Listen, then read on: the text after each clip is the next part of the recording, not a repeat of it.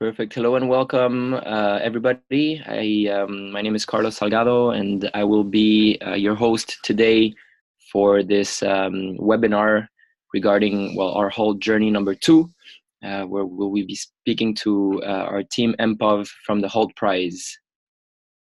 I'm just going to be waiting a couple more minutes for everybody to be able to join. So bear with me, and thank you for your patience in advance. We'll be starting very shortly.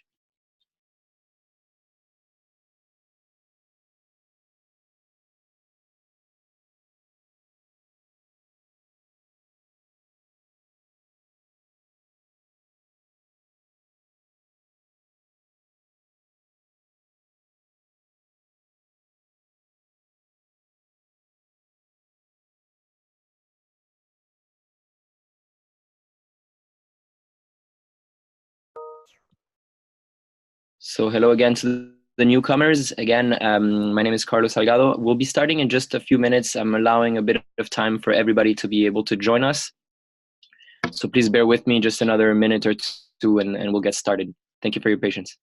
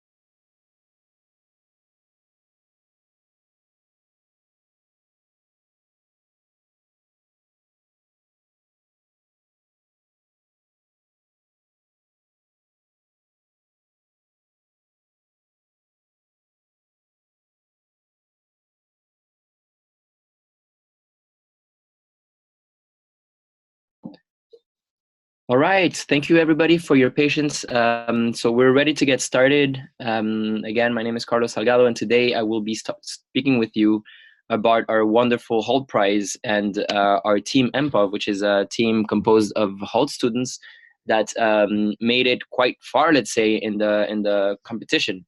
So I'm very excited to present you today to Patricio, who will be speaking to you.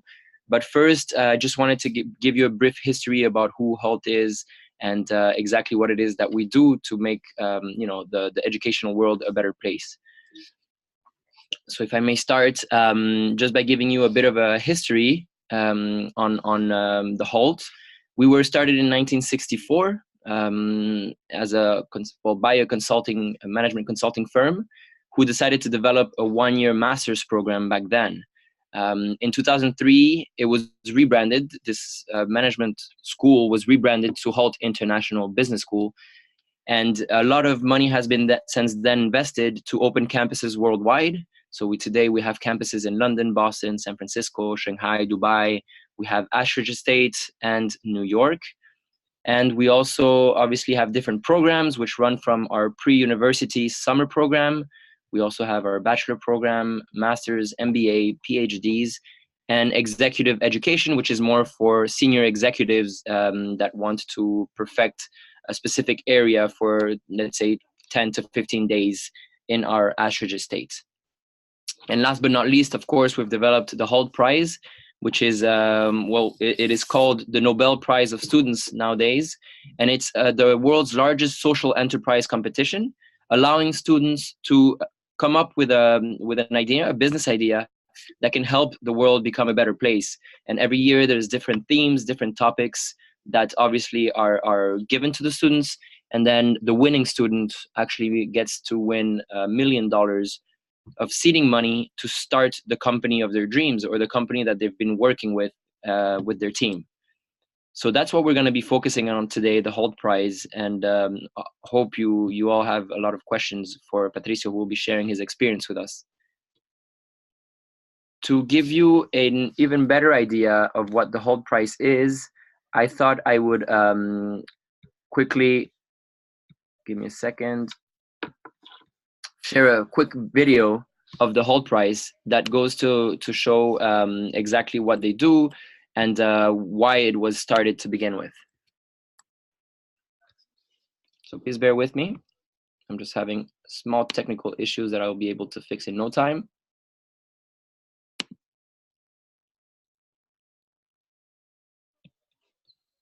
Here we go. Sorry about that. I'll have to share it here. So I hope everybody can see the screen. Can you just maybe tell me in the chat if you can see it? Yeah, perfect. I hear that people are saying yes. So let's take a look at this quick 2-minute video, and so that you get a better understanding of what the Hult Prize is and exactly why we launched it to begin with. The world has some simply huge challenges. I'm sitting here talking to you today when there's billions who don't even know where their next meal is going to come from. There's billions that don't have access to the core necessities in life, like access to clean water, education, food, healthcare. My generation's got the world into a pretty big mess. Our generation is different. Not only are we better connected, better informed, and better resourced than any generation in history, but we're different because we have a desire to change the world. When I started in business 40 years ago, you virtually went to 20 countries. Today, you go to at least 150 countries. How do we help all these people also to a better life? That's a new world. That's a completely new world.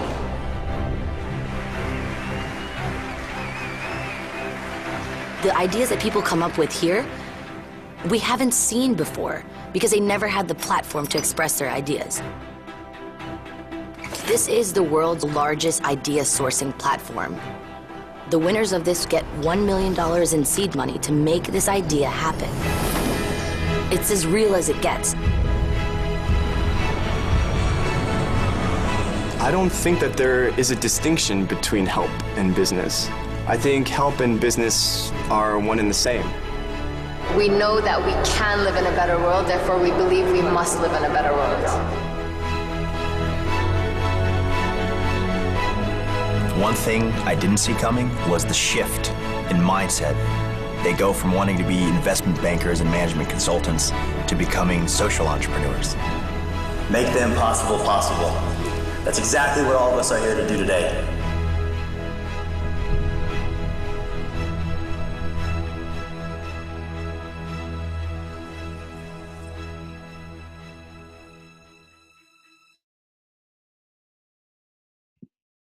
Excellent. So I hope you enjoyed the video about the Hult Prize. Obviously, this is a very big prize for us. We've been running this for now about 9 years. And every year, obviously, we award a winner that gets $1 million to start the company they've been working for. So this is something that you will be hearing more in detail from Patricio in just a bit. So hopefully, like I said, you have a lot of questions to ask him. So now I'm going to get back to my presentation so we can continue. Just bear with me while I share my screen. Excellent. Last but not least about Hult. Also, I wanted to tell you that we are also a triple accredited university or business school, and we are the first American business school to be triple accredited. And maybe you don't know what triple accredited means. This pretty much means that the 3 main and largest accrediting bodies, which are the people who say if a business school is pretty much serious or not, the 3 main ones have recognized us and have accredited us And just to give you an idea, out of the thousands, tens of thousands of business schools in the world, only 1% of them have the triple accreditation, and we're very proud to be within that 1%. And obviously this goes to show that what we do at Hult is serious, what we do at Hult is recognized, and we are helping our students also through their diploma to have a better future, let's say, in their careers. Great. So without further ado, I'm gonna introduce you to Patricio, which is the gentleman you can see here in the back left of both pictures, actually. Patricio has been a student at Hult and is now soon to finish his studies with us. And Patricio also ran for the Hult Prize, and he actually made it to the regional finals. So that is very exciting, and hopefully, he'll be able to tell you a bit more about what the Hult Prize is and how his experience was of the Hult Prize. So without further ado, Patricio, if you can share your screen and show us your presentation, and maybe you can introduce yourself as well and let everybody know how you ended up, where you are today. Okay, guys. So. First of all, welcome. For me, I'm a bit really grateful to be here and to share a bit my history. Today, what I'm going to do is I'm going to introduce a bit of my history. I have an unusual history in my academic life I want to share. Then I am going to tell a bit of the story about the Hult Prize and how important and how really life-changing it was. And finally, I want to share you a bit of concrete and actionable tips to, if you decide to go to Hult, to seize all the opportunities that the university provides. So, start with the presentation. I'm here to share you one thing, and it's that most people, you will see that most people tell you to have a 5-year plan, like how do you see in 10 years, in 5 years, in 3 years. But for me, that comes to be very unimaginative and that a very short time span. So I want you to introduce a bold idea, which is having a 10,000-year plan. And you'll think, wow, this is too crazy, this is too long far. But one of the things that keep me super driving and helped me to participate on these competitions like the Hult Prize was to have in mind a big purpose that even like it was like assuming that I will live forever. A purpose that would transcend maybe after when I die. So that was key to decide going to the Hult Prize. And well, this is a bit of me. My mission is to change the idea of how we play business. So when I heard the Hult Prize was, I didn't hesitate to participate. I indeed participate in two different editions. You will see that I had been dedicating my life quite a long on this. Had been on TV, on the newspapers. Actually, one of the photos you see on the right is a newspaper article from yesterday, so it's very recent. And you will see that have beer and etc. That is because have a big mission has also usually tied with different and creative and unusual career paths. In my case, I have an unusual career path. I first go into my own ventures, my own startups, my own projects. I started working first. I decided to finish my college education. So it's quite the opposite as, let's say, the whole rest of the world. But it's really worked for me. You will see that I deliver a TED Talk, have been to high-tech consulting, and I deliver talks into universities, even though I don't have any college degree yet. I will have mine at home very soon. But what I want to communicate to you is that this big purpose requires also you to think outside the box and to seize lots of opportunities that maybe are not in the traditional paths that you would see most of the people. To do exceptional things, you might want to avoid or reducing doing conventional things. So that is one of the things that I want to share to you. Our whole price start is history. So in my particular case, I participated in 2016, in my first year at Hult. I participated in that edition of the Hult Prize.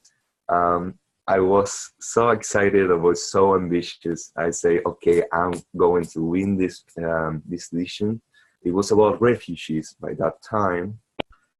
So I went to an event with some postgrad students. I decided to create a team. I said, okay, they're postgrad, maybe they have more experience, or maybe, I don't know, etc. We created a team, and that year we didn't make it to even to the local competitions. I don't know if you are familiar with how the Hult Prize work, but basically they have different stages as a football World Cup, let's say. By the way, I'm from Argentina. That's why I do football analogies. So first, it has a local competition at the university where all the teams of the same university compete, in this case, Hult. Then you have a regional competition where, let's say, teams from London, for example, compete, and then you have the Accelerator, which is like the global competitions. And from the Accelerator, there are 40 teams, and only 6 get to the final, which is in the United Nations. In that edition, I didn't get to even pass the first stage. I didn't pass the local competition, so I decided, okay, next year I will come back and I will build a team, and we will win by unanimous decision in the local competition, and then we will go as further as we can. And indeed, the next year, we created a team, this time of undergrad students, the ones that you see in the photo, and we prepare so much. We indeed, in 1 month, we get to find a sponsor that pay us for tickets to go to Ethiopia. So we actually went to Ethiopia in 1 month time. We did conducted a field research, which is super important to understand the problem that we wanted to solve. It's more important to understand the problem that you want to solve rather than go straight with the solution. You will be very likely to fail if you focus on the solution. So we went the opposite way. We started with the problem. We went to Ethiopia, and the next month we have a lot of exams, but we made it to go to a local competition, and indeed, by unanimous decision of the judges, we were in the first place, which allowed us to go to the regional. That's very exciting, but as I said, we won some. This is the local competition. We were extremely happy, but we also lost them. The Hult Prize competition is super tough. To get you an idea, there are more like 30,000 teams all around the world competing to create social enterprises, innovating as much as possible. So you realize that it's really hard to go through the whole process. Let's go to the regional in London. We pitched it there. We came up as top 3 out of approximately teams, including University of Oxford and University College of London, which were the top 1 and 2. And we didn't make it, so we were quite frustrated. And what we did next was to didn't give up. We didn't give up. We said we need to keep pushing forward because this can change the world. We were with the mission that this can really change the course of the history of Ethiopia. Which, by the way, Ethiopia was the place where we wanted to implement our solution. Okay, so in the middle of the accelerator and the rational, you have another opportunity to participate in an online wildcard. That means that if you have an idea and let's say you lost a rational competition, or you didn't participate in the whole prize, but you have a good idea, you can still submit application to go to the accelerator. We make the video, and fortunately, we were one of the top 40 teams out of 30,000 teams overall in the whole presentation, and more than 100,000 participants from more than 100 countries all across the world to make it there. That was really exciting. I remember that I was flying by that time to Italy, and I couldn't read if we win or we lost because I was in the flight. I had myself in the flight mode, and then I realized when I arrived to Italy in this case. So this dialogue was so great. ENPOV. ENPOV is a social enterprise that provides SMS mobile transportation booking solutions to help rural merchants in Ethiopia to book on-demand transportation to markets, so they can transport goods or people to markets more efficiently, more predictable, and more convenient.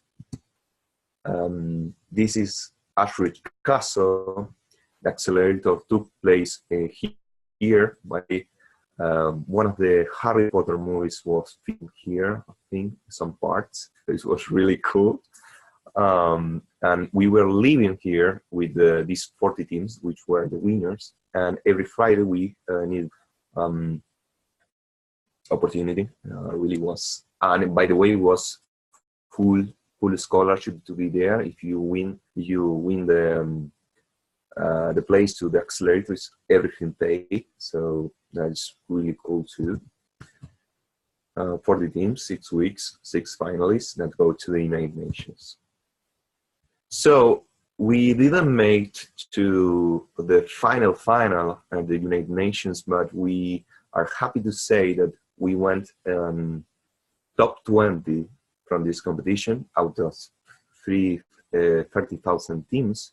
And because of that, we were invited by United Nations to participate as an attendee of the finals, just watching, which was really cool because I actually went to the United Nations headquarters in New York, and we had a certificate signed by Bill Clinton. So it was really cool to have that in my resume. So this is the finals. The winner was the University College of London.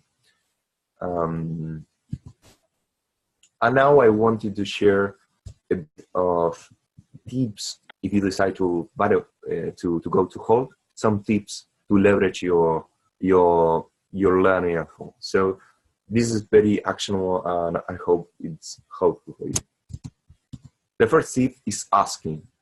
You will see in Hult, if you study in Hult, a lot of faculty and professors that have wide and extensive career profiles. So it doesn't take you anything to go at the end of the classes and ask for an opportunity, a job opportunity, opportunity to work together. Myself, I had the opportunity to make a scientific paper. I don't even have a college degree finished yet. And with one professor, I made a scientific paper that it was accepted in an international scientific conference. And even this is not related to business, but still because of my technological background, he accepted to do it with me. and it was amazing because it was a really life-changing opportunity. And it doesn't matter if you're in the first year, just ask, because it's an investment in your networks, that when you are, by the end of your degree, you will be able to have more opportunities, and you will be first pasted to the networks at home, which are one of the key assets that the degree has.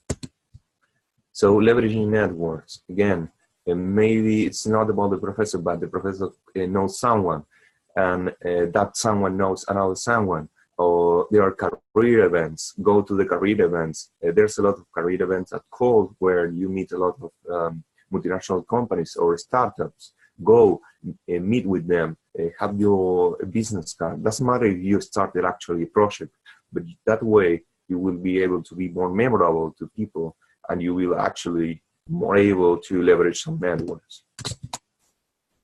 So this is another thing, find another alternative paths. The reality is that even though Hult has different majors and different areas in which you can specialize, like business, entrepreneurship, management, finance, etc., it's good because of the dynamic the dynamic labor markets and the dynamic entrepreneurial markets to try to find alternative paths. And by that I mean to combine a skill. Let's say your high school was specialized in, I don't know, arts or technology. Okay, try to leverage what you already know with what you are learning at home, because business is applied absolutely for everything. So try to get some extra knowledge or some extra opportunity or some extra advice from the present, from the past, or from the future, and try to combine it to create a unique profile. So you have a unique value proposition as a student and as a professional that make you different from any other professional or student that is in the market. So testing you fast. Try to get an internship. Try to get, if you feel that you are good at, I don't know, about consulting, you like technology, you like gaming, you like arts, you like etc. Try to test you fast, very quickly. Go to someone that works in the industry and try to go there to understand what they do. Ask them if you can try it to simulate what they do, and try to see how you feel very quickly. Don't wait until the senior year to do this. You can even do it now. And well, then seizing opportunities, as I told you, Hult price appear as an opportunity at Hult. Just stay tuned and pay attention to these opportunities, and don't hesitate to take it. And of course, find a good team to do it, because it's very tough, the path. Challenging ideas. At least in London, the dean was very keen in listening to feedback. So if there's something that you would say, maybe the way that this subject is taught could be improved by doing ABC, feel free to say it, because you will be participant in improving the school. And that is what it's about. And the dean is very keen on listening to feedback, and they actually made some implementation from the feedback of the students. So feel free to challenge ideas and not take everything from granted the way as it is. Entrepreneurs challenge ideas, and that is the way we improve things. So that's it. This is my my contact. You can connect with me by email, by LinkedIn, or in my Instagram account. I have some. I made some videos every Friday on creativity.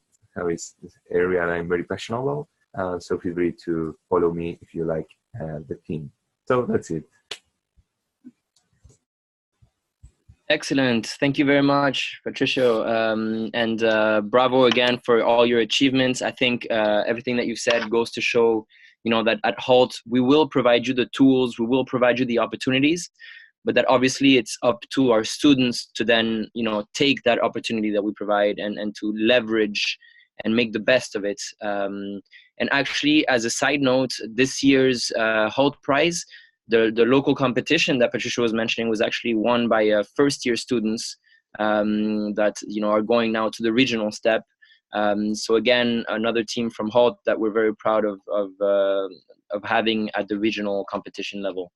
So, but bravo, Patricio. I mean, and what I propose that we do now is maybe get some questions and answers. So I don't know if anybody from any other participants have specific questions that they would like to ask Patricio regarding his journey, regarding maybe also his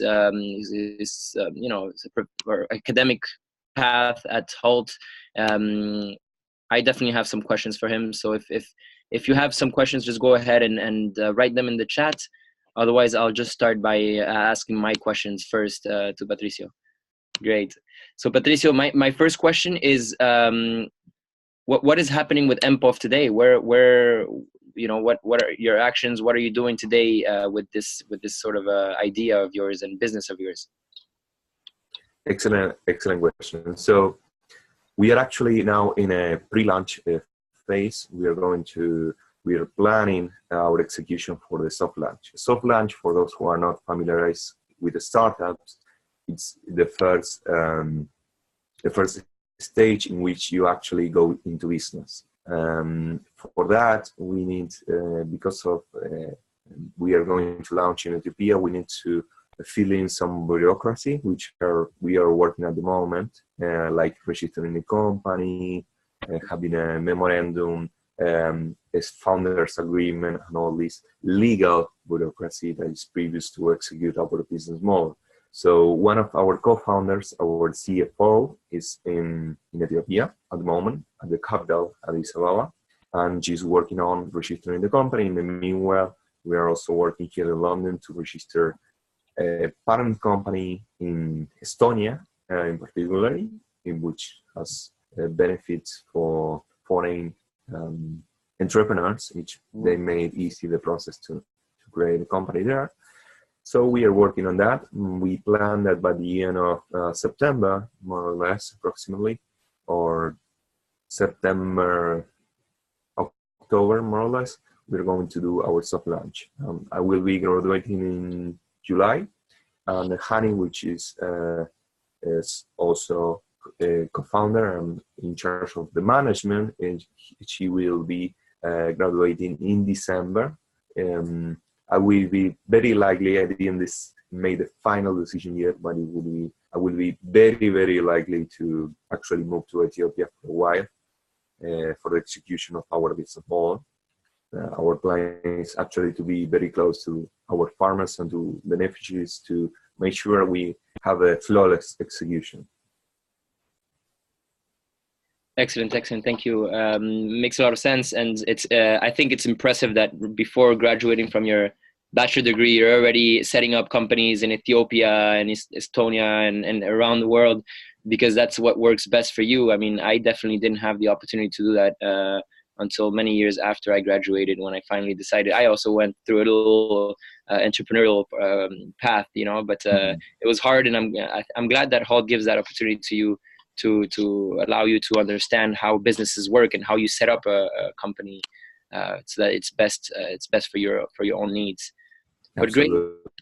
Great. And I was also I thought it was very interesting how you said that the first year you thought that by working with master students, so postgraduate students, masters and MBA, you thought you would have better chances of achieving and making it through the steps and winning the prize. But in the end, you didn't get as far as you did the following year with undergraduate students, so younger students that have less experience and less academic levels. Can you tell me a bit more about why you think this is, and what was the difference between your first team and your second team? That is an excellent question. I think the key reason is there are several factors. Of course, one of them is the time that maybe an undergrad has, and a postgrad with I think my teammates were married, so they have some commitment. But apart from that, what I can tell is the freshness and the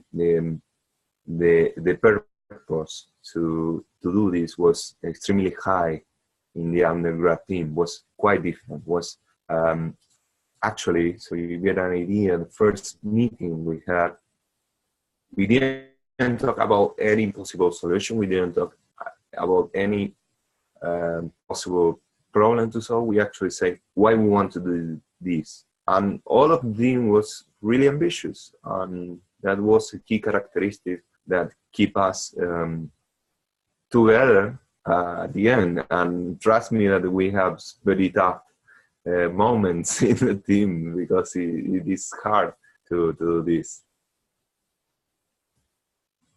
Excellent. Makes a lot of sense. And I think, the engagement of the team is obviously very important. How many hours you spend rehearsing and etc. And which leads me to another question. But first, I see that we have a question from one of our participants. Okay, cool.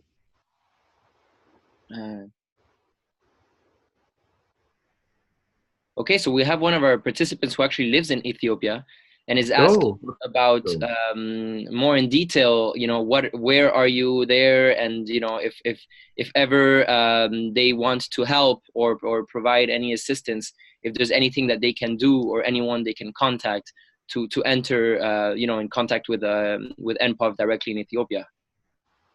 Oh, that's extremely helpful. To begin with, you can start by contacting me. Here in the screen, you will see my ENPOV email. It's patricio@enpov.com. So you can feel free to contact me, and I can connect you with our CFO. So we are very open to open collaboration. We are working on creating a new concept of business, which is open, agile, horizontal, and we want the help of the people, and help of people like you. It's awesome. So yeah, for sure. And we can send you a presentation of what to do. We are nowadays, so you get an idea, we are planning to make our soft launch in the Duken region, which, as far as my understanding, is some minutes from Addis Ababa. But our plan in the long run is to have a strong presence all across Ethiopia. So that would be extremely helpful. Excellent. I hope that answers your question, Hemen, regarding how you can enter in contact with ENPOV directly in Ethiopia. But great. Another question that we got also from one of the participants is, what was the toughest part for you during the process of the Hult Prize? Where did you tell yourself, oh my God, what did I get myself into? And how did you get over this? And maybe what helped you get over that as well, So that's a really good question. Before going to Hult, I have around 5 years more or less as an entrepreneur. And an entrepreneur life is really tough already, but there's a key difference being a social entrepreneur. Social entrepreneurs is more like, if you're an entrepreneur and you do bad, you get the consequence. But if you do bad in a social enterprise, also all the beneficiaries, which are the people that you are supposed to help, you are actually making them a bad thing. So there is a lot of social, emotional, stressful engagement that you have in a social enterprise that you don't have maybe in a normal enterprise, that puts you to live very intense experiences. That means also from the positive ones, from the positive experience, and also from the bad experience. For instance, in the castle, we had a pitch every Friday, and we had 6 shots to make our pitch count, so we get into the final presentation at the United Nations. So you can imagine the stress that you have when you're working on that. Like, to get you an idea, we every day at the castle, yes, we were living at the castle. We have a lot of very comfortable facilities, but also we were waking up ourselves 4 o'clock in the morning, 5 o'clock in the morning, training, meditating, and preparing our minds to be at our 100%. So I think the conflicts that arise from the stress of being at that performance work that the Hult Prize Accelerator puts you, it's something that you have to be very mature and very professional to handle. And I don't know, discussions on the vision of the company. And one of the things that we did to address these challenges was to have team rituals. Okay, what is team ritual? The team ritual is a predefined agreement in which you establish with the teams, in case of a conflict, we are going to act this way. The way we act is we have some keywords in which if someone was raising up the voice too much, we have a funny keyword and we stop talking. We dedicate 5 minutes to stop talking, I breathe, and then go back to the discussion trying to solve our solution. So for every problem, try to go with not one solution, but many. And to do that, first you need to be in a calm mind state. So that I think was one of the toughest things to do at the Hult Prize, was the conflicts that every team in the world has. Excellent, thank you, Patricio. Which makes a lot of sense, and I mean, I'm curious to know, I mean, which out of Hult, because at Hult you studied a lot of different courses, which do you think was the course that you learned at Hult that, you know, outside of your personal experience and outside of your team's personal experience, what was the one course that helped you the most for you know, this challenge of the Hult Prize? Which one did you put most in practice? Good question. So I think there are many. Hult provides you with courses that provide you with some frameworks that are very useful for entrepreneurship. For instance, there's a course called Creative Problem Solving, in which you see a lot of, at the beginning it's a bit theoretical, but it's very helpful because when you apply it, you will actually make sense of all the theory you see. Which, for instance, you have a lot of methods to solve problems and to discover solutions. And that was really, really helpful. And then you have some courses, which, for instance, one you have is Disruptive Innovation, where you see the logic in which disruptive startups can overperform incumbents or so large corporations. And that was very useful because you need to have this mindset of disruptive innovation to go and create something that is big enough to overperform a company that has been for years in the market. So this kind of courses of methods that provide you methods. I also really like, for instance, there's a course which is more theoretical, but it's good to open your mind, which is Future Societies. Future Society is a course that provides you with a lot of critical thinking on the way you make business, and it puts the ethics on the top of the course, so it's made you realize how you can be more ethical and you can do more than responsible social enterprise. You can do more than the normal CSR policies, that you can do more and you can actually from scratch create a business that is socially driven and is profitable. Excellent. Thank you very much, Patricio. No, but great. I mean, I think you know that sort of answers most of the questions I had on my end, and I think it's impressive what you've managed to do. So congratulations again. I hope that you managed to you know reach your goals with Team ENPOV, and surely if not, I'm sure you'll have other startups coming up afterwards. So I'm not too worried about you. You seem to be like a go-getter, as we call them. So bravo. I don't know if anybody else from the participants has any questions. If that's the case, please don't hesitate to type them now. And otherwise, I mean, on my end, I would like to thank you for your time, Patricio, and I would like to thank all of our participants for joining us and you know getting a bit of more information about what we're doing at Hult and what the Hult price is, and how Patricio is helping also the world really to become, you know, step by step to become a better place. And if we don't start somewhere, then you know, for sure the world is never going to become a better place, right?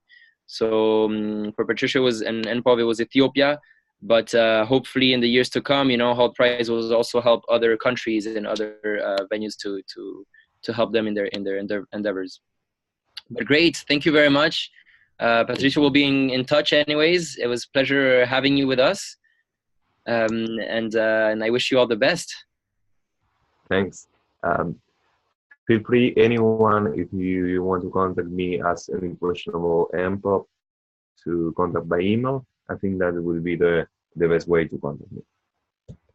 Excellent, perfect. Then thank you everyone, and I wish you all a wonderful day. I don't think we have any questions, so we're good to go. Thank you very much, and all the best to everyone. See you. Bye-bye.